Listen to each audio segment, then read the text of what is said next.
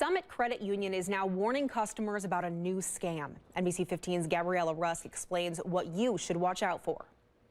Scammers are sending fake texts just like this one. You can see it here. Or they're making phone calls posing as Summit Credit Union.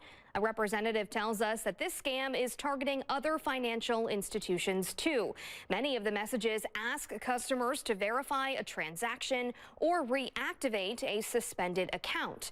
Now, the company shared some tips for anyone who does get an alert like this. Summit Credit Union says it will send out fraud alerts to customers through text or phone call. But if you're ever asked for a debit or credit card number, your PIN number, or your username and password in this way, that's how you'll know it's a scam. Summit says that if you get a phone call from an imposter, you should hang up right away.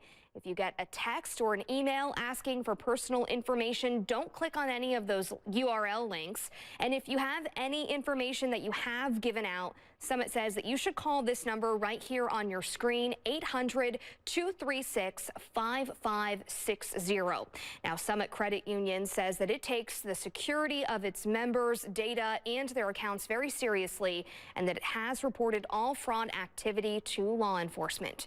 In the studio tonight, Gabriella Rusk, NBC 15 News.